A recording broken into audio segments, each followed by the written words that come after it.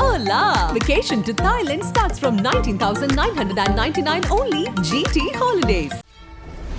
Hotstar Specials Goli Soda Rising now streaming on Disney Plus Hotstar.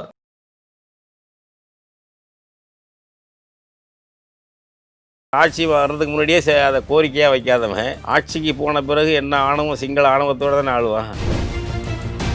சிபிஎம்மும் ஆர்ப்பாட்டம் பண்ணாங்க, போர் நிறுத்தம் தான். ஈழத்தை ஆதரிச்சாங்களா? நீ இங்கே இருக்கிற இந்தியாவில் இருக்கவனே மார்க்சிய லெனினியத்தை பின்பற்றி அது ஒரு தேசிய இனம்னு சொல்ல மாட்டேன். சிங்கள புத்த இனம் ஆதிக்காது. அதில் இருக்கிற ஜேவிபி எங்கே சொல்லுவான்? சிங்களத்துக்குள்ளே போய் அடையாளத்தை தமிழச்சி இழக்கிற ஓர்மையை அவன் பேசுவான். இங்கே பேசலையா ஆர்எஸ்எஸ் ஓர்மையை? தேர்தலுக்கு முன்பும் தேர்தலுக்கு பின்பும் தமிழ்நாட்டு தலைவர்கள் இந்த தேர்தல் குறித்து பெரிதாக பேசலை அப்படின்னு சொல்றாங்க. திமுக அதிமுக இதெல்லாம் சட்டையே பண்ணாதுங்க. ஏகேடி வெற்றி பெற்றிருக்காரு. இதற்கு முன்னாடி இருந்த அதிபர்கள் இந்திய ஒன்றியத்தோட இணக்கமாக இருந்திருக்காங்க. இவரும் இந்திய ஒன்றியத்தோடு இணக்கமாக இருப்பாரா? இந்த உறவு எப்படி இருக்கும்னு நினைக்கிறீங்க ஐயா? இந்தியா எப்பொழுதும் சிங்களர்களுக்கு ஆதரவாகவே இருக்கும். இலங்கை எப்பொழுதும் இந்தியாவுக்கு ஆதரவாக இருக்காது. இப்போ அனுரா வந்த பிறகு இதெல்லாம் சரி செய்வாரா? தமிழக மீனவர்களுக்கு ஒரு பாதுகாப்பு இருக்கும்னு நினைக்கிறீங்களா இப்போதைக்கு பொறுத்தவரை? இன்னும் கூடுதலாக அடக்குமுறை பண்ணுவான். சிங்கள பௌத்த இன ஆதிக்கம் என்பது கூடுதலாகும், தமிழினத்து மீதான ஒடுக்குமுறை கூடுதலாகும். ஒழிக்கப்பட வேண்டிய இனம் தமிழ் இனம் என்பது இந்திய ஆட்சியாளருடைய கருத்து. ஆனால் சிங்களம் அடித்தாலும் சரி, நம்மளை காவேரி பிரச்சனையில் கன்னடாக்காரன் அடித்து கொண்டாலும் சரி, தொண்ணூத்தொன்னில் கவலையே விட மாட்டான் இந்தியாக்காரன். சுப்ரீம் கோர்ட் தீர்ப்பா செல்லாதுப்பா எங்களுக்கு. முல்லை பெரியாரை இடிக்கணும்னா வாய் திறக்க மாட்டான் இந்திய அரசு, இந்திய ஆட்சியாளர்கள். அவன் காங்கிரஸாக இருந்தாலும் சரி, பாஜக பிரதமராக இருந்தாலும் சரி. இன்னும் அவருக்கு செல்வாக்கு பெருகுச்சுன்னு வச்சுக்கோங்க. அவர் தீவிரமான சிங்கள இன மேலாதிக்கத்தை கொண்டு வருவார், தமிழின ஒடுக்குமுறையை கொண்டு வருவார். அப்போ கையாகையான்னு கத்தி பலனில்லை.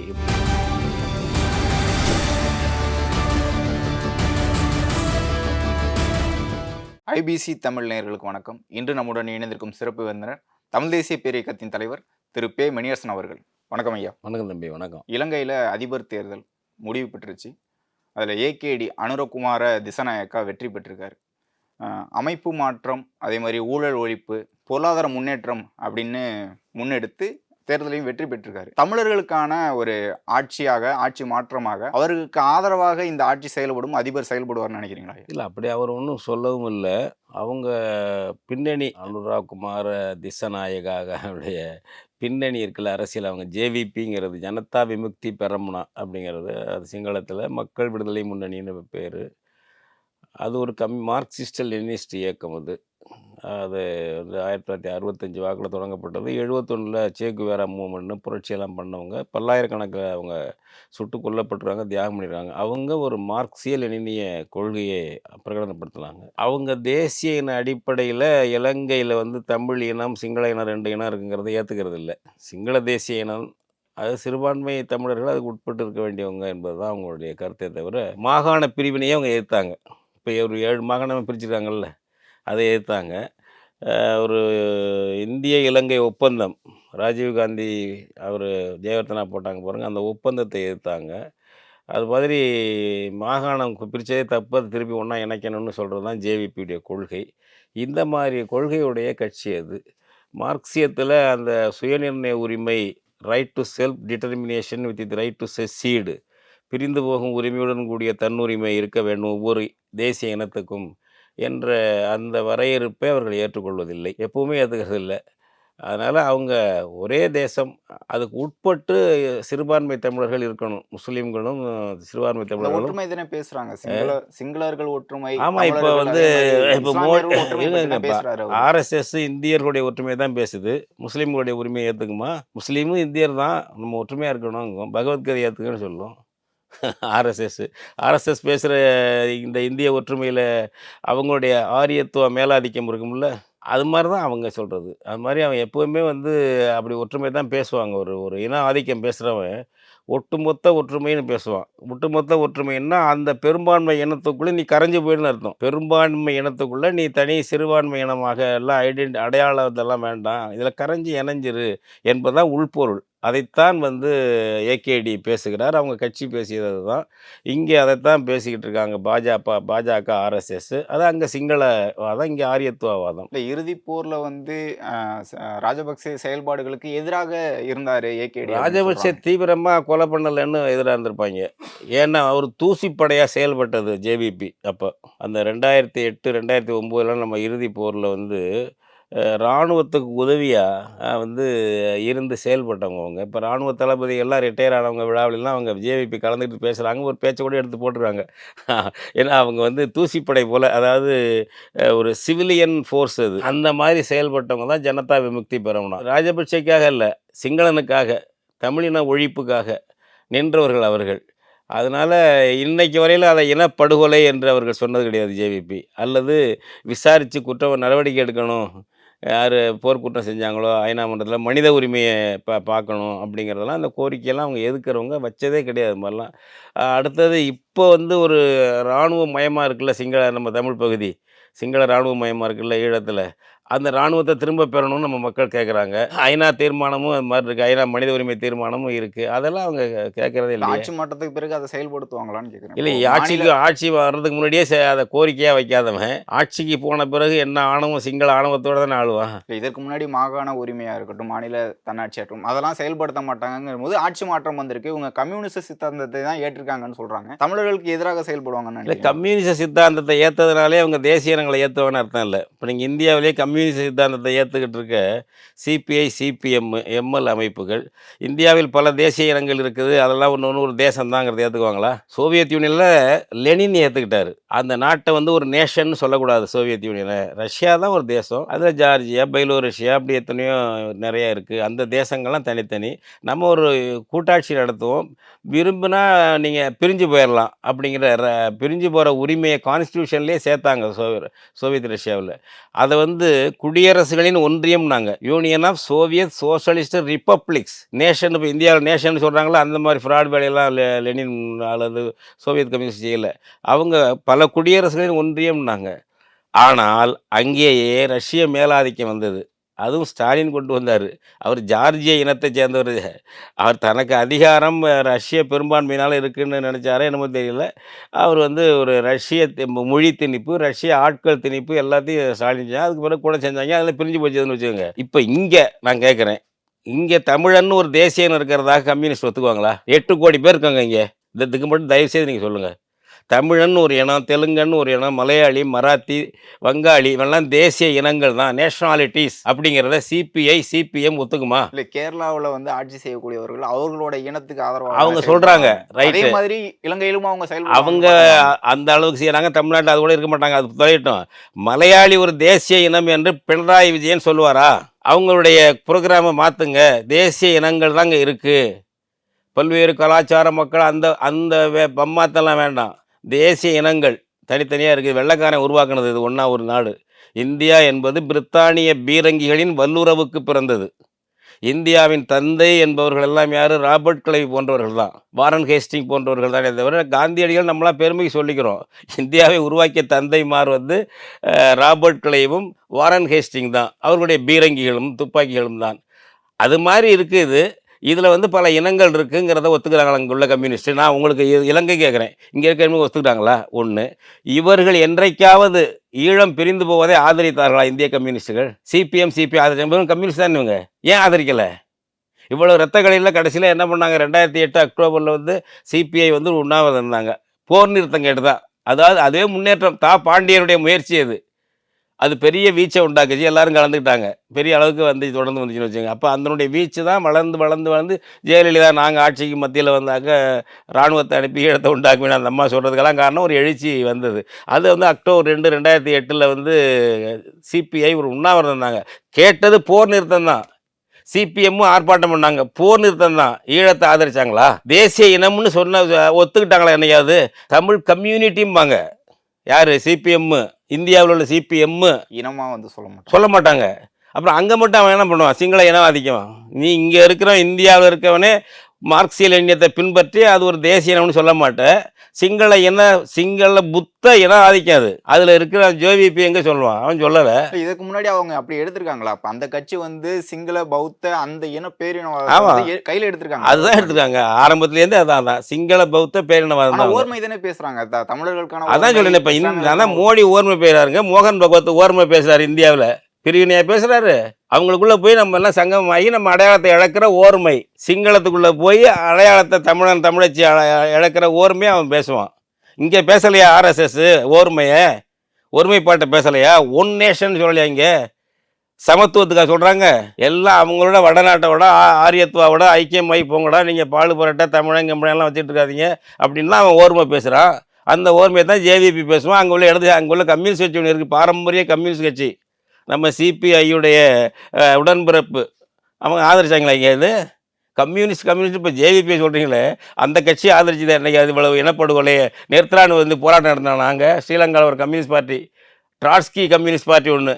அவங்கெல்லாம் என்ன பண்ணானுங்க? பல நாடுகளில் கம்யூனிஸ்ட்டுகள் தேசிய இனங்களை ஒடுக்கிக்கிட்டு இருக்கான். சீனாவில் வெற்றி பெற்றார் மாசேத்துங்க புரட்சி பண்ணி, நம்ம பாராட்டுறோம். வேலை அவர் என்ன பண்ணார்? பக்கத்தில் ஒரு சின்ன நாடு திபெத், சின்ன நாடு, தனி இனம், அவன் தனி மொழி, அவனை போய் ஆக்கிரமித்து பிடிச்சாரு. ஏங்க அவரை பிடிக்கிறீங்க? அவனா அவன் இருந்தான்னா அமெரிக்காக்காரனுக்கு இடம் கொடுத்துருவான். ஏன் உனக்காக அவெல்லாம் நாடு இல்லாமல் போயிடுவான்னா போயிட்டாங்க. இப்போ அந்த தலால அவன் இங்கே வந்து கிடக்கிறாரு.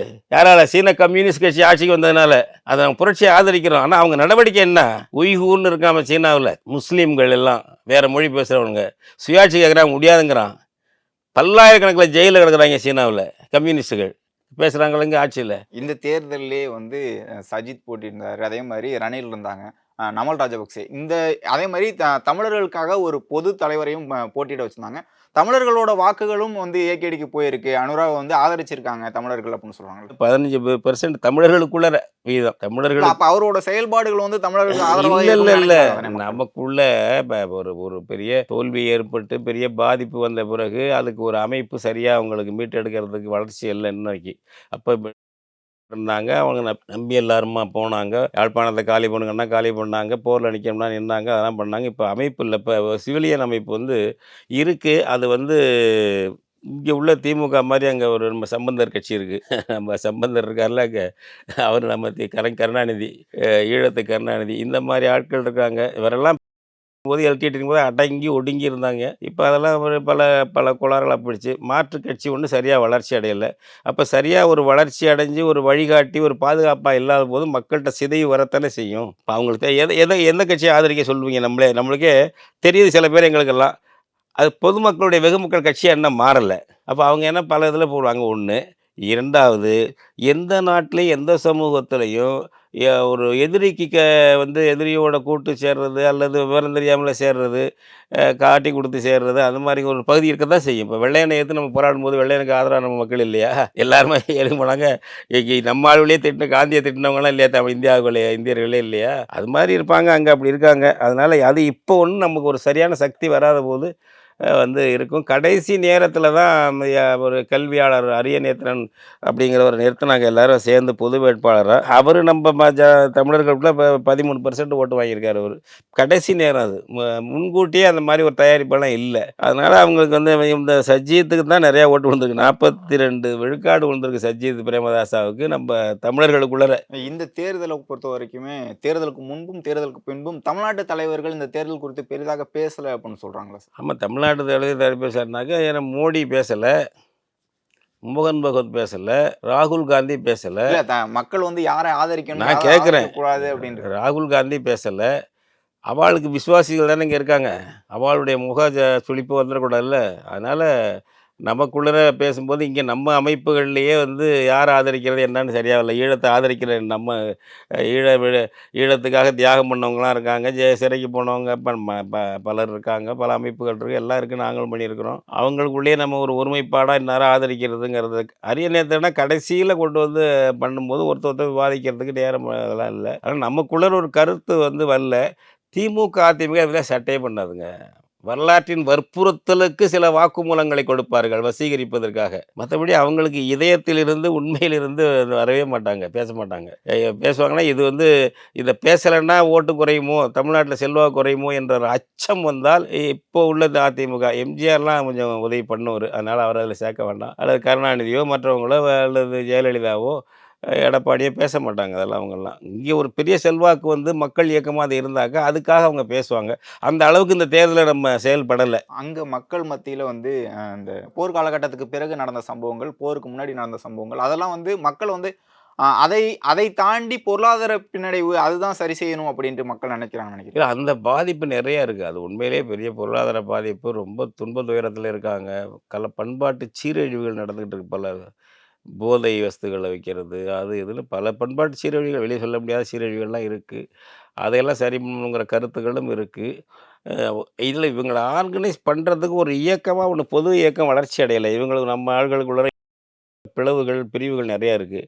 பிளவுகள்னா இப்போ அங்கே உள்ள இந்த திமுக சம்பந்தர் சொல்கிறேன்ல, அந்த மாதிரி கட்சியில் ஒதுக்கிட்டு அடுத்தவங்க சின்சியராக நேர்மையாக உள்ளவங்க ஒரு ஒருங்கிணைந்து கூட்டமைப்பாக காட்டலை. இப்போ இந்த பையங்க வந்து இளைஞர்கள் மாணவர்கள் எடுத்த முயற்சி, இந்த அரிய நேத்திரனை கொண்டு வந்தாங்க பாருங்கள், அரிய நேத்திரன் பாக்கிய செல்வம், அது வந்து ஒரு நல்ல முயற்சி தான். அது அது விரிவடைஞ்சு போகிறதுக்கான அவகாசம்லாம் இல்லை. இப்போ இதன் பிறகும் இனிமேல் அந்த மாதிரி ஒரு இயக்கமாக நடத்தி நாங்கள்லாம் தமிழ் தேசிய பேரியக்கம் தொடர்ந்து சொல்லிட்டு இருக்கோம். மக்கள் இயக்கமாக நடத்துங்க. அங்கே வெகு மக்கள் இயக்கமாக நீங்கள் பழையபடி நம்ம போர் நடத்த வேண்டாம். தலைவர் சொல்லிட்டு இருக்காரு வந்து போராட்ட வடிவம் மாறலாம், ஆனால் ஈழ விடுதலை தேவை என்பது மாறாது. நாங்கள் இந்த லட்சியத்தை எங்களால் அடைய முடியாத பொழுது அடுத்த தலைமுறைக்கு கையளிப்போமே தவிர இதை காட்டி கொடுத்துட்டு போக மாட்டோம் அப்படின்னு சொன்னார். அதுதான் செஞ்சுருக்காரு. போராட்ட வடிவத்தை வெகு மக்கள் வடிவமாக மாற்றுங்க. அதில் சிறைக்கு போகிறதெல்லாம் கூட வரலாம், போய் தான் ஆகணும். இப்போ நம்ம நாட்டில் இந்திய விடுதலைக்கு போராடும் பொழுது பெரிய பெரிய படிப்பாளர்கள் லண்டனில் படித்த பண்டித நேரு 10 வருஷத்துக்கு மேலே ஜெயிலில் இருந்திருக்காருங்க. காந்தியடிகள் ஜெயிலில் இருந்திருக்காரு. காமராஜர் 8 வருஷம் இருந்திருக்காரு. கக்கன் இருந்திருக்காரு. சும்மா வந்துச்சு இந்தியா சுதந்திரம். அது மாதிரி வெகு மக்கள் போராட்டத்துலேயும் அஹிம்சை போராட்டத்துலையும் சிறைக்கு போக வேண்டிய தேவை இருக்கும், தியாகம் செய்ய வேண்டியிருக்கும். அந்த மாதிரி ஒரு வெகு மக்கள் இயக்கத்தை கட்டுங்க அப்படின்னு சொல்லி நம்மலாம் சொல்லிட்டு இருக்கோம். அங்கே ஏகேடி அவர்கள் வந்து 20 ஆண்டுகளாக வந்து நாடாளுமன்றத்தில் இருந்திருக்காரு. அதுக்கு முன்னாடியே இருந்து அரசியல் பேசிட்டு இருக்காரு. அவர் தொடர்ந்து பயணிச்சு தொடர்ந்து தேர்தலில் பயணிச்சிருக்காரு. போன தேர்தலில் வந்து 3% வாக்குகள் தான் வாங்கியிருக்காங்க. இந்த முறை வந்து வெற்றி பெற்று அதிபராகவே ஆயிருக்காரு. இந்த மாதிரி தமிழ் தலைவர்கள் உருவாகாததுக்கான காரணம் என்ன நினைக்கிறீங்க? அதான் நமக்கு இருந்து ஒரு பேரழிவு வந்துருச்சு. நமக்கு இப்போ அவங்களுக்கும் வந்து ஒரு 71 பேரழிவு வந்துச்சு. அதன் பிறகும் ஒரு பேரழிவு வந்துச்சு. பல்லாயிரக்கணக்கான பேர் சுட்டுக் கொல்லப்பட்டாங்க. பையங்கன்னா 10,000 15,000 20,000 பேர் கூட இருக்கும். சிங்கள பையங்க கம்யூனிஸ்ட் புரட்சிக்காக அந்த காலத்தில் 71ல் அதெல்லாம் நடக்கிறப்போலாம் எங்களுக்கு விவரங்கள் செய்தித்தாள் படித்தவங்க போனவங்க வந்தவங்க நாங்கள்லாம் இளைஞர்களுக்கு தெரியாது. வரலாற்றில் படித்து வச்சுக்கலாம். அது மாதிரி பண்ணவங்க அந்த மூமெண்ட்டு தியாகி. அவன் சிங்களர்களுக்குள்ள ஒரு சோஷியலிசம் கம்யூனிசம் சிங்கள இனத்துக்கான ஒரு சேஞ்ச் வரணும்னு அவங்க மெயின் அதுதான். அது மாதிரி செஞ்சவங்க அவங்க. அதன் பிறகு அவங்க பல துன்பங்கள் துயரங்களை அனுபவித்து கட்டமைப்பாக ஒரு பார்லிமெண்ட்ரி பார்ட்டியாக அதை கொண்டு வந்து நடத்திக்கிட்டு இருக்காங்க. அவங்க நடத்தி அடுத்தது அவங்க ஒரு கூட்டணியாக அமைச்சிருக்காங்க. தேசிய மக்கள் ஆற்றல் அப்படின்னு ஒரு வந்து என்பிபின்னு ஒரு கூட்டமைப்பையும் வச்சு 2019 அந்த அமைப்பை வச்சு செயல்பட்டுருக்காங்க. இப்போ ஏகேடி இருக்காருனாக்கா அது செயல்பட்டு அதனுடைய தலைவராக அவர் இருக்கார். அப்போ அது பாப்புலராக இருக்குது. திவாலாகி போய் நீங்கள் ஒரு பெரிய பொருளாதார வீழ்ச்சி ஏற்பட்டு இந்த கோத்தபய கும்பல் நாட்டை விட்டே ஓடி போய் குடும்பத்தை காக்கிறதுக்காக நாட்டு ராஜபக்ஷ கும்பல்லாம் வீழ்ந்து மக்களும் மாணவர்களும் பெரும் எழுச்சி பெரும் போராட்டம் வந்து ஒரு கலைக்கு ஓவர்கால் பண்ணியிருக்காங்க சிங்கள சமூகத்தை. சாதாரண இல்லை. இப்போ நடந்துச்சுல 2022 மார்ச்சில் தொடங்கிய இந்த போராட்டம் அந்த ராஜபக்சே கும்பலுக்கு எதிராக பொருளாதாரம் திவாலாகி போய் பெட்ரோல் எல்லாம் எக்கச்சக்கமாக கிடைக்க முடியாத போய் இன்றைக்கும் திவாலாகி கிடக்குது. அந்த மாதிரி நிலைமைகளில் அங்கே வந்து ஒரு இவங்கெல்லாம் ஒன்றும் இல்லை. ரணில் விக்ரமசிங்க இருந்தால பஞ்சாயத்து தலைவராக இருந்தால் ஒன்றுக்கும் அதை மக்கள் செல்வாக்கே இல்லை. அந்த ஆளுக்கு ஏற்கனவே முடிஞ்சு போச்சு. அவரே தோற்று போனாள். அந்த விகிதாச்சார வாக்கெடுப்பு அடிப்படையில் எண்ணிக்கையில் ஒரு சீட்டு அவங்க கட்சி கிடச்சிது. அந்த ஒரே ஒரு இடம் அது ரணில் எடுத்துக்கிட்டாரு. இல்லைன்னா அவர் எம்பியாக கூட இருக்க முடியாது. அந்த மாதிரி உள்ள கட்சிகள். அப்போ இதில் வந்து வளர்ச்சியில் உள்ளது பிரேமதாசா மகன் கட்சி தான். சஜித் பிரேமதாசா கட்சி தான் வளர்ச்சியில் உள்ள கட்சி. இளம் வயசு பையன் நல்லபடியாக பண்ணியிருக்காரு. அதில் கவுண்டர் பண்ணி இப்போ இவங்க வந்திருக்காங்க. தமிழ் தலைவர்கள் வந்து தமிழர்களுக்கான அரசியல் மட்டும் இல்லாமல் பொதுவாக இருக்கக்கூடிய அரசியலை கையில் எடுக்கலையா? ஏன்னா இவரோட அரசியல் வந்து விவசாயிகளுக்கு ஆதரவாக இருக்கும், மீனவர்களுக்கு ஆதரவாக இருக்கும், தொழிலாளர்களுக்கு ஆதரவாக இருக்கும் அப்படிங்கிற ஒரு கூட்டமைப்பை உருவாக்கியிருக்காங்க. அந்த மாதிரியான அரசியலை வந்து கையில் எடுக்கணும். சரியா வரல. நம்ம தமிழர் பகுதியில வடக்கு கிழக்குல அந்த மாரி இருக்காங்க. தொடர்ச்சியாக களத்துல இறங்கி செஞ்சு போராட்டங்கள அரசினுடைய கவனத்துக்கு வந்து அரசு வந்து நடவடிக்கை எடுத்தாலும் நம்மளெல்லாம் கைது பண்ணாலும் பண்ணட்டுங்கிற அளவுக்கு ரிஸ்க் எடுத்து அங்கே போராட்டங்கள் வெகு மக்கள் போராட்டம் இல்லை. இப்போ அந்த பெரும் பாதிப்புள்ள இன அழிப்பு போரில் அது ஒரு பெரிய அதிர்ச்சியாக இருக்கும். உண்மையிலே நம்ம இப்போ எட்டி இருந்துட்டு பேசுகிறோம். அவ்வளவு பெரிய அழிப்பு. இப்போ ஒரு 1,50,000 பேரை படுகொலை பண்ணியிருக்கானுங்க. ஒன்றும் இல்லாமல் பண்ணிட்டாங்க. இராணுவம் நின்றுட்டு இருக்கு. நீங்கள் இப்போ நம்ம தமிழ்நாட்டில் நின்று பேசுகிற மாதிரி விமர்சனம் பண்ணிட முடியாது அவங்கள. ராணுவம் நிற்கிது, தெரு தெருவாக ராணுவம் நின்றுட்டு இருக்கு. நான் சொல்கிற ஒரு வெகுமக்கள் போராட்டத்தை கூட கட்டமைச்சு கொண்டு வர முடியுமாங்கிறது சிக்கல். அது அந்த அந்த சூழ்நிலையில் அது மாதிரி இருக்குது. அதுக்கு மாறணும், அது கொண்டு வரணும். இனிமேல் கொண்டு வந்து தான் அதை செய்யணும். அதை நம்ம என்ன செய்யலாம்னா அங்கே உள்ளவங்க தான் திறனாய்வு பண்ணி தங்களை மாற்றி அமைச்சு புதுப்பிச்சுக்கிட்டு மக்கள்கிட்ட போகணும். மக்களும் அதை சிந்திக்கணும். மக்கள்லாம் என்ன அங்கே அதில் கருத்துக்கள் சொல்லி விழிப்புணர்ச்சியை உண்டாக்கக்கூடிய ஆற்றல் உள்ளவங்க, கருத்து உள்ளவங்க, அர்ப்பணிப்பு உள்ளவங்க அந்த கருத்துக்களையும் பரப்பி இதுலேருந்து ஒரு படிப்பினையை கற்று வரணும். ஏகேடி வெற்றி பெற்றிருக்காரு. இதற்கு முன்னாடி இருந்த அதிபர்கள் வந்து இந்திய ஒன்றியத்தோட வந்து இணக்கமா இருந்திருக்காங்க. இவரும் இந்திய ஒன்றியத்தோட இணக்கமா இருப்பாரா? இந்த உறவு எப்படி இருக்கும்னு நினைக்கிறீங்க ஐயா? ஒரு நல்ல கேள்வி தம்பி நீங்க கேட்டிருக்கிறது. அதாவது இந்தியா எப்பொழுதும் சிங்களர்களுக்கு ஆதரவாகவே இருக்கும். இலங்கை எப்பொழுதும் இந்தியாவுக்கு ஆதரவாக இருக்காது. வரலாற்றில் ஒருவரும் இருக்காது, எப்பவுமே இருக்க மாட்டான். சீனாவுக்கு ஆதரவாக இருப்பான், அமெரிக்காவுக்கு ஆதரவாக. இப்போ வந்து என்னன்னா, இப்போ ஏகேடிக்கு என்ன பண்ணிட்டாங்கன்னாக்க பயிற்சி கொடுத்துட்டாங்க. 2 பேர் போட்டி போட்டுக்கிட்டு. இப்போ அந்த அம்மா ஜூலி சுங்குன்னு ஒரு அம்மா தூதராக இருக்குது, அமெரிக்க தூதர். ஏகேடி அப்பப்போ கூப்பிட்டு பேசிக்கிட்டு இருப்பாங்க. அப்பப்போ பேசி அட்வைஸ் பண்ணுறது, இப்படி நடக்கணும் அப்படி. எலெக்ஷன் முன்னாடியே சொல்கிறோம், எலெக்ஷனுக்கு முன்னாடியே அமெரிக்க தூதர் அவ்வளவு தொடர்பு. அடுத்தது இந்த எலெக்ஷன் வரப்போகுதுன்னு ஏகேடியை வந்து அந்த குருவை வாஷிங்டனுக்கு அழைச்சிட்டாங்க. வாஷிங்டனில் போய் தங்கி அங்கே ப்ரீஃப் பண்ணி என்ன பண்ண போகிறேன்னு, இவன் ப்ரோ அமெரிக்காவாக இருப்பானா இல்லையான்னு அவன் சோதனை பண்ணுறான், உண்மையாக இருப்பானான்னு. அது மாதிரி இருக்கணும்னு அதுக்கான பாடபோதையெல்லாம் பண்ணி ஐஎம்எஃப் லோன் வாங்கி தர்றது, அல்ல ஐஎம்எஃப்பில் கடை வாங்குறது அப்படிங்கிற பேரில் அதுலேயும் செல்வாக்கு பண்ணி திவாலாகி போன பொருளாதாரத்துக்கு பணம் வேண்டிக்கிட்டு இருக்குல்ல, ஐஎம்எஃப் கடன் வாங்குறதுக்கெல்லாம் இவங்கெல்லாம் சொல்கிறது மாதிரி அந்த பாணியில் இவரை தயார் பண்ணிட்டாங்க. அமெரிக்காவில் போய் தயார் பண்ணி அவன் பண்ணிட்டான்னு தெரிஞ்சோடனே மோடி கூப்பிட்டு இங்கே தயார் பண்ண வச்சுட்டாரு, ஜெய்சங்கரை வச்சு டெல்லியில். இதே ஏகேடியே டெல்லியில் 4 நாள் தங்கி 4 நாள் தள்ளி இந்த இப்படி பல இடங்களில் அவனை தயார் பண்ணிட்டாங்க முதல்லே. இப்போ இவங்க என்ன பண்ணுவாங்கன்னா, இப்போ நமக்கு பெருசாக ஒன்றும் மகிழ்ச்சி அடையலை மோடியெல்லாம். ஏனென்றால் இவங்க கடைசியாக இப்போ இதில் வெளியில் அமெரிக்காவா இந்தியா பக்கம் இருப்பானான்னு சந்தேகம் வருது. உண்மையில் அவன் சீனா பக்கம் இருப்பான். ஜின்பிங் ஒரு அறிக்கையை விட்டுருக்காரு, நம்ம இதாக பண்ணணும், அதை பண்ணணும், இதை பண்ணணும்னு வாழ்த்து சொல்லிட்டு அறிக்கை விட்டுருக்காரு. ஏன்னா எப்போவுமே நான் ஒரு உதாரணத்தை சொல்லிடுறேன். பண்டித நேரு இலங்கையோடு நல்ல உறவில் தான் இருந்தார். சினிமாவை சாஸ்திரி பண்டார நாயகா, அந்த அம்மா அவங்க கணவருக்கு பிறகு பிரதமர் வந்துச்சு, அவங்களோட நல்ல உறவில் தான் இருந்தார் பண்டார நாயகா. பண்டார நாயகாவெல்லாம் போய் இலங்கைக்கு போய் பண்டார நாயகாவை சந்திச்சு பேசினார். அப்படி இந்தியாவும் இலங்கையும் நாட்டுக்கு நாடு நெருக்கமாக வந்துச்சு. ஆனால் இந்தியா சீனா போர் நடக்கும் பொழுது அதே சினிமாவோ பண்டார நாயகா சீனாவுக்கு ஆதரவாகத்தான் இருந்தார். நடுநிலை என்ற பேரில் அவங்களுக்கு ஆதரவாக இருந்தாங்களே தவிர இது ஆக்கிரமிப்பு போர்னு ஒரு வார்த்தை கண்டிக்கலை இலங்கை. பார்க்க சொல்லுங்க, அந்த வல்லுநர்களாக இருக்காங்கல்ல இந்தியாவில். அடுத்தது நான் ஒன்று சொல்லிடுறேன், பங்களாதேஷ் போர் வந்தது. அந்த இனத்தை ஒடுக்கி ஒழிச்சு முஜிபுர் ரஹ்மான சிறையில் போட்டு கொடுமை பண்ணாங்க. இந்தியாவை விடுதலைக்கு ஆதரிச்சது, அந்த விடுதலை போருக்கு இராணுவம்லாம் அனுப்பி எல்லாம் உதவி பண்ணாங்க, எல்லாம் பண்ணாங்க. மேற்கு பாகிஸ்தான்லேருந்து வரணும் அவங்க எல்லாம் ஒன்றா.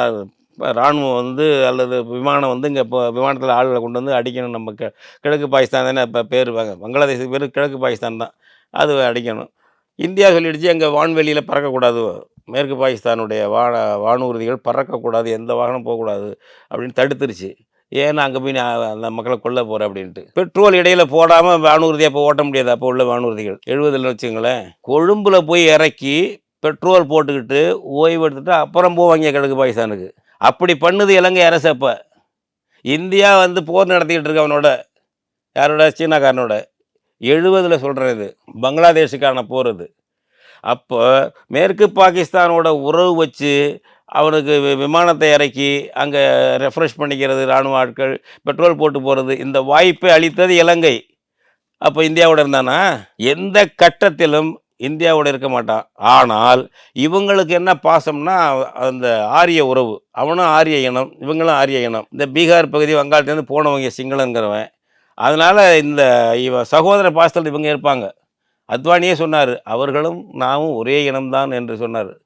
அது அத்வானி அப்போ அவங்களும் நம்ம ஒன்றே என்ன ஒரு இடம்ல, நம்ம வேற இனம் அவன் வேற இனம்.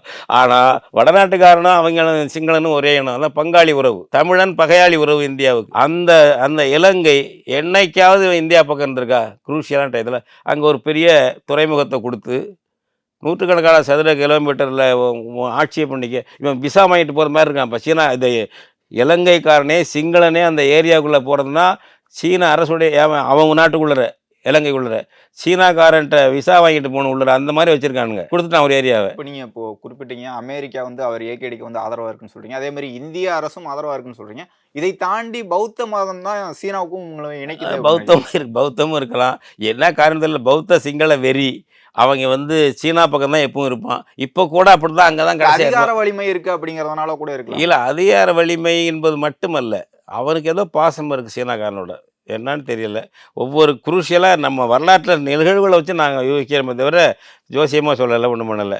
அதனால் இறுதியாக சீனாக்காரனோட இருப்பான். இது கொடுத்துருக்காங்க. இப்போ இங்கே தான் கொடுத்து பெரிய ஏரியா கொடுத்துருக்காங்க. இப்போ இந்த நெருக்கடியிலேயே அவன் நிறையா உதவி பண்ணியிருக்கான். இந்தியாவும் நிறையா பண்ணியிருக்கு. பண்ணாலும் இந்தியா பக்கம் இருக்க மாட்டான். நான் தான் சொல்ல வர்றது, இந்திய அரசு பக்கம் இருக்க மாட்டான். ஆனால் இந்தியா என்பது சிங்களம் பக்கம் இருக்கும். தமிழனை ஒழிச்சு கட்டுறியா, தமிழ் மீனவனை அடித்து ஜெயிலில் போடுறியா, கொல்றியா கடலில், இந்தியா வந்து சீனா அவன் இலங்கைக்காரன் சிங்களன் பக்கம் தான் இருக்கும். என்ன ஏன்னா அவங்களாம் உங்களை அண்ணன் தம்பி முரண்பாடு மாதிரி நினைப்பாங்க. தேர்தலுக்கு முன்பு கூட ரணில் அவர்கள் சொல்லியிருந்தாங்க, கச்சத்தீவு நாங்கள் கொடுக்க மாட்டோம், எப்படி காஷ்மீர் இந்தியாவுக்கு எப்படியோ அதே மாதிரி தான் கச்சத்தீவும் எங்களுக்கு, அதனால கொடுக்க மாட்டோம்னு சொல்லிட்டாங்க. இப்போ வந்து ஏகேடி வெற்றி பெற்றிருக்காரு. இப்போ சமீபத்தில் தமிழக மீனவர்கள் வந்து அங்கே பாதிக்கப்பட்டாங்க, அங்கே வந்து மொட்டையடிச்சு கூட அனுப்பிட்டு இருந்தாங்க. இப்போ அனுரா வந்த பிறகு வந்து இதெல்லாம் சரி செய்வாரா? தமிழக மீனவர்களுக்கு ஒரு பாதுகாப்பு இருக்கும்னு நினைக்கிறீங்களா இப்போதைக்கு பொறுத்தவரை? இன்னும் கூடுதலாக அடக்குமுறை பண்ணுவான் அந்த திசநாயகா வந்து, இன்னும் கூடுதலாக அடக்குமுறை பண்ணுவான், பிடிப்பான். ஏன்னா அதுதான் மோடி கேட்க மாட்டார். இப்போ ஒரு நடு கடல்லையோ எல்லையிலையோ ஒரு சர்வதேச கடல் பகுதியிலையோ போய் பிடிச்சாலும் அவன் பிடிக்கிறான். இப்போ கடல் எல்லை என்பது இப்போ பாகிஸ்தானுக்கும் இந்தியாவுக்கும் இடையில், இப்போ குஜராத்துக்கும் கராச்சிக்கும் குஜராத்துக்கும் பம்பாய்க்கும் இடையில இருக்கத்தானே செய்யுது. மீனவர்கள் தவறி போய் பிடிக்கிறது உண்டு. என்ன பண்ணுறாங்க, பாகிஸ்தான் மீனவர்களுக்கு வந்தால் அரெஸ்ட் பண்ணுறாங்க, அப்புறம் 2 மாதம் கழிச்சு விட்டுடுறாங்க. அது பெரிய பிரச்சனையாக போகிறதில்ல. நம்ம மீனவர்கள் அங்கே போனால் அவன் அரெஸ்ட் பண்ணி வச்சுருப்பான், அப்புறம் அவங்க கேட்பாங்க, விட்டுருவான். இதுதான். அதுபோல் நமக்கும் பங்களாதேஷுக்கும் பிரச்சனை என்ன, யாராச்சும் இது பண்ணுறாங்களா? அதெல்லாம் எங்கேயும் அது மாதிரி கடல் எல்லையில், இந்தியாவுக்கே அது மாதிரி வேறு எங்கேயும் கிடையாது. ஏன் கேரளா மீனவர்கள் தள்ளி போனான்னா பிடிக்க மாட்டான், பக்கம் தானேங்க அது. இப்போ நம்ம ஆள் மாட்டிக்கிறான், அவன் மட்டும் இப்படி மாட்டுறதில்லை. மலையாளி அடையாளம் பார்த்துட்றான், தெரிஞ்சுக்குது அவங்களுக்கு. தமிழ் மீனவனை அவன் பிடிப்பான். பிடிச்சாக்க பிடிக்கப்பட வேண்டிய வேண்டான்னு சொல்லி மோடியும் சொல்லுவார், ராகுலும் சொல்லுவார். சிங்களனுக்கும் அவனுக்கும் முரண்பாடு இருக்கலாம் இந்தியாவுக்கும். ஆனால் அவன் தன்னுடைய பங்காளி, தமிழன் பகையாளி, ஒழிக்கப்பட வேண்டிய இனம் தமிழ் இனம் என்பது இந்திய ஆட்சியாளருடைய கருத்து. அதனால் சிங்களம் வந்து அடித்தாலும் சரி, நம்மளை காவேரி பிரச்சனையில் கன்னடாக்காரை அடித்து கொண்டாலும் சரி, 91 கவலையே விட மாட்டான் இந்தியாக்காரன். சுப்ரீம் கோர்ட் தீர்ப்பா செல்லாதுப்பா எங்களுக்கு, முல்லை பெரியாரை இடிக்கணும்னா வாய் திறக்க மாட்டான் இந்திய அரசு, இந்திய ஆட்சியாளர்கள். காங்கிரஸாக இருந்தாலும் சரி, பாஜக பிரதமராக இருந்தாலும் சரி. நான் தான் சொல்கிறேன், சிங்களனுக்கும் தமிழனுக்கும் முரண்பாட வேண்டாம், நீதி நியாயம் பார்க்க மாட்டாங்க, சிங்களன் பக்கம் இருப்பார்கள். கன்னடனுக்கும் தமிழனுக்கும் இங்கே இந்தியாவுக்குள்ள முரண்பாடு வந்தால் நீதி நியாயம் சுப்ரீம் கோர்ட் தீர்ப்பெல்லாம் பார்க்க மாட்டாங்க, கன்னடன் பக்கம் இருப்பாங்க. முல்லை பெரியாரில் மலையாளிக்கும் தமிழனுக்கும் முரண்பாடு வந்தால் மலையாளி பக்கம் தான் இருக்கும் இந்தியா, சுப்ரீம் கோர்ட் தீர்ப்பெல்லாம் பார்க்காது. அது மட்டும் தான் அங்கே இருக்கிறது. இதுதான் நம்ம தமிழர்கள் புரிஞ்சுக்கணும். இந்த கச்சத்தீவு குறித்து சொல்லுங்க. இப்போ இது கச்சத்தீவு என்பதை ஏன்னா பிஜேபி 2024 தேர்தலில் இது காங்கிரஸ் தான் நான் கேட்குறேங்க, பெரிய அரசியலாக சொன்னாங்கல்ல, கேட்க வேண்டியதானே. இல்ல இந்த ஆட்சி மாற்றத்துக்கு பிறகு செய்வாங்களான்னு கேட்குறேன். இல்லை இவன் இல்லை, மோடி அதை கேட்கவே இல்லையேங்கிறேன். ஒரு இதை அம்பலப்படுத்துனாங்க, 1974 கொடுத்தது. திமுக ஆட்சி, கருணாநிதி சர்வ வல்லமை பொருந்திய கருணாநிதி முதலமைச்சராக இருந்தார். அவர் வெளியில் ரெசல்யூஷன் போட்டார் சட்டசபையில், கச்சத்தீவை கொடுத்தது தப்புன்னுட்டு. ஆனால் அவங்க அதிகாரியை கேட்டு அவங்க சம்மதிச்சு அப்படி தான் கொடுத்தாங்க. தமிழ்நாடு அரசை மீறி கொடுக்கவில்லை என்பதை இப்போ பாஜக அரசு அம்பலப்படுத்தி விட்டது. மினிட்ஸை வச்சு அம்பலப்படுத்திடுச்சு, புரியுதுங்களா? ரெக்கார்டாக பண்ணிடுச்சு. சரி, பண்ணார்ல பாஜக, எனக்கு வேணும், இது தப்பாக பண்ணிட்டாங்க இன்னும் சொல்கிறாரா மோடி? ஜெய்சங்கர் வெளியுறவு அமைச்சர் கேட்குறாரு, அதை ஒரு அங்குலத்துக்காக அடிச்சுக்கிட்டு இருக்காங்க. இவனோட சீனாக்காரனோட போடுற, பாகிஸ்தானோட போடுற, எங்கள் இடம் கச்சத்தீவு நீ கொடுத்துட்ட, இவ்வளோ டிஸ்பியூட் ஆகுது, இவ்வளோ பேரை கொண்டுக்கிட்டு இருக்கான், அவன் தினம் பிடிச்சிக்கிட்டு இருக்கான். ஏன் இன்னைக்கு இந்திய அரசு கேட்கல? அதான் சிங்களன் பங்காளி, தமிழன் வந்து பகையாளி கேட்க மாட்டாங்க. இங்கே இதை பற்றி முதன்மையாக்கி ஏன்டா அப்படி பண்ணின்னு நம்ம திமுக அதெல்லாம் கேட்காது. சும்மா அது தேர்தலுக்காக ஏதாச்சும் பேசுவாங்க தவிர இல்லை. இங்கே நமக்கு இன அடிப்படையில் பாதுகாப்பான இயக்கம் வலுவாக இல்லை. இப்போ இந்த தேர்தல் முடிவுக்கு பிறகு உலகத் தமிழர்களும் ஏகேடி அவர்கள் வந்து நல்லது செய்வார் அப்படிங்கிற ஒரு பார்வை பார்க்குறாங்க. அங்கே இருக்கக்கூடிய இலங்கையில் இருக்கக்கூடிய தமிழர்களும் அவர் நல்லது செய்வார் தான் நினைக்கிறாங்க. தமிழ்நாட்டை பொறுத்த வரைக்கும் எப்படிப்பட்ட ஒரு பார்வையை வந்து தமிழ்நாட்டு தலைவர்கள் எப்படி வைக்கிறாங்க? தலைவர்களை பற்றி சொல்லாதீங்க. நாம் அது என்னென்ன பார்வைன்னா, தமிழர்கள்ட்ட எல்லார்ட்டையும் அப்படி இல்லை. ஒரு சில பிரிவினர் திசநாயகா வந்து நமக்கு எது செய்வார், அப்படியெல்லாம் இருக்க மாட்டார் அப்படிங்கன்னு சில பேர் பேசுகிறாங்க, எழுதுகிறாங்க. இதில் வந்துக்கிட்டு இருக்குன்னு வச்சுங்களேன், இந்த முகநூலில் இதில் கட்டுரைகள் பேச்சுக்கள்லாம் வந்துக்கிட்டு இருக்கு. அதுக்கு எதிராக கடுமையாக ரொம்ப ஆதாரமோதோட அதே ஈழத்தமிழர்கள் எழுதுகிறாங்க, பேசுகிறாங்க. அதெல்லாம் செய்ய மாட்டார். ஒரு இனவெறியன், சிங்கள பௌத்த இனவெறியன். இப்போ தமிழ்நேட்டிலெல்லாம் இணையதளத்தில் தமிழ்நேட்டிலெல்லாம் பிரமாதமான கட்டுரைலாம் வந்துகிட்டு இருக்கு. அது மாதிரி ஒரு கருத்து இருக்குது. புரிதல் குறைபாட்டில் இருக்கலாம். சில பேர் நம்ம எதுவும் செய்யக்கூடாது, யாராவது வந்து நல்லது செஞ்சால் அவனுக்கு சோப்பு போட்டு நல்லது செய்யப்போமே அப்படின்னு சோப்பு போடுற எண்ணம் பல பல பல வகையில் இருக்கலாம். அது வந்து நடைமுறையில் அவங்கெல்லாம் உணர்ந்துக்குவாங்க. இன ஒடுக்குமுறை என்பது இன்னும் தீவிரமாகும். ஏகேடி தலைமையில் வந்து சிங்கள பௌத்த இன ஆதிக்கம் என்பது கூடுதலாகும், தமிழினத்து மீதான ஒடுக்குமுறை கூடுதலாகும், உரிமை பறிப்பு இருக்கும். அடுத்து அவங்க அந்த சிங்களர்களெல்லாம் இன்னும் கூடுதலாக அவருக்கு ஆதரிச்சிட்டான்னு வச்சுக்கோங்க. இப்போ தேர்தலில் ஓட்டு போட்டதை விட இன்னும் அதிகமாக. இப்போ தேர்தலில் வந்து அவர் 51% வாங்கிறதுக்கு 2வது விருப்ப ஓட்டையும் சேர்க்க வேண்டி போயிடுச்சுன்னு வச்சுக்கோங்க. அவர் சிங்கிள் லார்ஜஸ்ட் அதிகம் வாங்கினார். ஆனால் அவங்களுடைய தேர்தல் முறைப்படி வந்து 50 விழுக்காட்டுக்கு மேலே இருந்தால் தான் அந்த ஒருத்தர். அப்போ 2வது ஓட்டு விருப்ப ஓட்டு அதில் சேர்க்கும்போது இவருக்கு 50க்கு மேலே வந்திருக்கு. அது நேரடியாக இவருக்கு 50க்கு மேலே வரல. இப்போ நடைமுறையில் அவர் சிங்கள இனவெறியை தூண்டி கிண்டி பல இதுகளை பண்ணி, இன்னும் பல வேலைகளை பண்ணி, சில சீர்திருத்த நடவடிக்கைகள், பொருளாதார நடவடிக்கை எடுத்தார்னா இன்னும் அவருக்கு செல்வாக்கு பெருகுச்சுன்னு வச்சுக்கோங்க. அவர் தீவிரமான சிங்கள இன மேலாதிக்கத்தை கொண்டு வருவார், தமிழின ஒடுக்குமுறையை கொண்டு வருவார். அப்போ கையான்னு கத்தி பலனில்லை. இப்பொழுதே வந்து விவரமாக தெரிஞ்சுக்கிட்டு நம்ம இருப்போம். அவர் என்ன செய்கிறான்னு பார்ப்போம். ஏன் கிராண்டடாக அவர் நல்லது செய்வார்னு ஏன் சொல்லிட்டு எடுக்கணும்? இப்போ நாங்கள் அனுபவத்தை வச்சு வந்து அவர் நமக்கு செய்ய மாட்டார்னு சொல்கிறோம். எங்களோட நீங்கள் பொருட்படுத்தாதீங்க. Wait and see. அவர் நல்லது செஞ்சால் ஆதரிங்க, இல்லைன்னா நம்ம எச்சரிக்கையாக இருக்கணும்ப்பா, நம்ம இனத்தை பாதுகாக்கணும் என்ற ஒரு எச்சரிக்கை உணர்வோடாவது இருக்க வேண்டுமே தவிர, அது வரிஞ்சு கட்டிக்கிட்டு ஏகேடி நல்லா செய்வார், அவர் மார்க்சிஸ்ட்டு லெனினிஸ்ட்டு அப்படிங்கிறத பேசுகிற இந்த வாதத்தை விட்டுருங்க. அப்படி யாருடைய பேசுனாங்கன்னாக்க அவங்கள நம்பாதீங்க. நமக்கு நல்லது செய்வார்னு நினைக்கிறவங்க இருங்க, வெயிட் அண்ட் சி வந்து பொறுத்திருந்து பாருங்கள். என்னன்னு பார்த்துக்கிட்டு அப்புறம் செய்யலாம். அவர் செய்வார்னு உறுதியாக அவருக்கு பிரச்சார பீரங்கிகளாக மாறாதீர்கள் என்பது தான் என்னுடைய பணிவான வேண்டுகோள். சரிங்க, எவ்வளோ நேரம் உங்களுடைய நேரத்தை ஒதுக்கி உங்களுடைய கருத்துக்களை தெரிவித்ததுக்கு மிக்க நன்றி. நன்றி தம்பி, வணக்கம். Hola! Vacation to Thailand starts from 19,999 only. GT Holidays. Hotstar Specials Goli Soda Rising, now streaming on Disney Plus Hotstar.